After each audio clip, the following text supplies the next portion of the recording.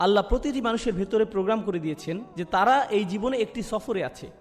এখন এই সফরের একটি অংশ হলো উপলব্ধি করেন বা না করেন আপনি সেই সফরে এমনিতে আছেন। ইন্নাকা কাদিহুন ইলা রব্বিকা কাদহান ফামুলাকিহি।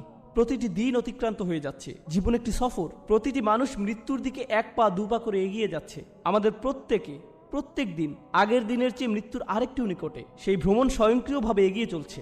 এখানে আমার আপনার কোনো নিয়ন্ত্রণ নেই। আল্লাহ ইতোমধ্যে এটা ঠিক করে দিয়েছেন। কিন্তু এছাড়াও রয়েছে আরেকটি সফর, আমার জীবনের সফর নয়, বরং আমার হৃদয়ের ভেতরের এবং আমার মস্তিষ্কের ভেতরের সফর। আল্লাহ চান আমরা যেন আল্লাহর দিকে প্রত্যাবর্তন করার একটা সফর করি। আমরা আল্লাহর কাছ থেকে এসেছি, আমরা আল্লাহর জন্য। আর আল্লাহ চান আমরা যেন ইচ্ছে করেই আল্লাহর পথের দিকে ফেরার একটা সংকল্প করি। আমাদের মাথায়, আমাদের অন্তরে, কিন্তু আমাদের মন অন্য কারো কাছ থেকে স্বীকৃতি পাওয়ার নেশায় বুঁদ হয়ে আছে। এটা অন্য মানুষদের কাছে গ্রহণযোগ্যতা পেতে চায়।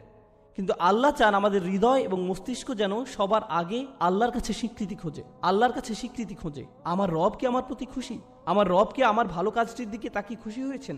আমার এই সেবা দেখে কি আমার রব খুশি হয়েছেন? আমি কি আমার জীবন এমনভাবে অতিবাহিত করেছি যে একদিন যখন এই ভ্রমণের সমাপ্তি হবে তখন তার সাথে আমার সাক্ষাতের সুযোগ হবে?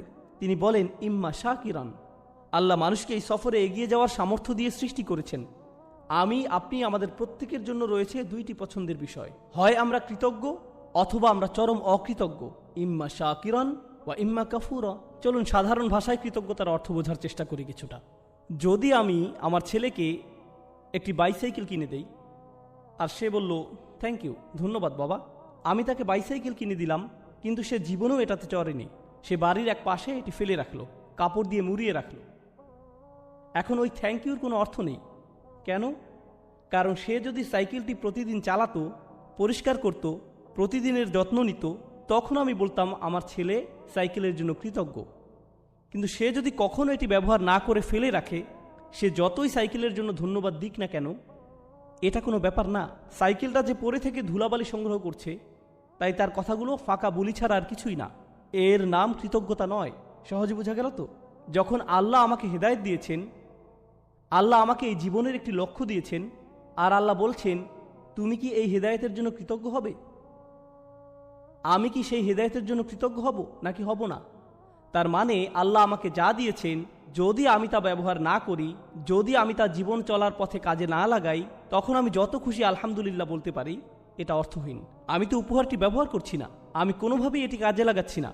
এটাই হলো ইম্মা শাকিরান ওয়া ইম্মা কাফুরা। অসাধারণ সুন্দর একটা ব্যাপার আছে যেদিকে আমি আলোচনার মোড় ঘুরিয়ে নিতে চাই। জানেন, এই একই সূরাতে, সূরাতুল ইনসানে পরের দিকে একেবারে সমাপ্তিতে আল্লাহ বর্ণনা করছেন, না বরং শেষের অংশে আল্লাহ জান্নাতি মানুষদের বর্ণনা দিয়েছেন। আল্লাহুম্মা আদখিলনা ফি জান্নাতিক। দোয়া করছি আল্লাহ যেন আমাদের তার জান্নাতে প্রবেশ করান। আমরা যখন আল্লাহর জান্নাতে প্রবেশ করব, পরিশেষে এমন একটা সময় আসবে আল্লাহ যার বর্ণনা দিয়েছেন এভাবে তার প্রতি বিশ্বাসীদের পোশাক পরানো হবে বিশেষ ধরনের, হুল্লু আসাউরা মিন ফিদ্দাহ, তাই না? তিনি বলছেন আলিয়াহুম সিয়াবু সুন্দুসিন খুদরুম ওয়া ইস্তাবরাক ওয়া হুল্লু আসাউরা মিন ফিদ্দাহ। তাদেরকে বিভিন্ন ধরনের সিল্কের তৈরি পোশাক পরানো হচ্ছে, হাতে বিশেষ ধরনের ব্রেসলেট পরানো হচ্ছে। মনে করতে পারেন রোলেক্স ঘড়ির মতো কিছু, বিশেষ ব্র্যান্ডের ঘড়ি পরানো হচ্ছে, হাতে ব্রেসলেট পরানো হচ্ছে, সুন্দর জামা পরানো হচ্ছে। কেন তাদের স্পেশাল পোশাক পরানো হচ্ছে? ভালো পোশাক পরেন কারণ বিশেষ কোনো অনুষ্ঠানে যোগ দিতে যাচ্ছেন, তাই না? আপনি উত্তম পোশাক পরেন যখন বিশেষ কারোর সাথে সাক্ষাৎ করতে যান। ঠিক একই আয়াতের পরের অংশে তিনি বলেন ওয়াসাকাহুম রব্বুহুম শারাবান তাহুরা। আর তাদের রব আল্লাহ তাদেরকে পবিত্র ড্রিঙ্কস পান করতে দিবেন।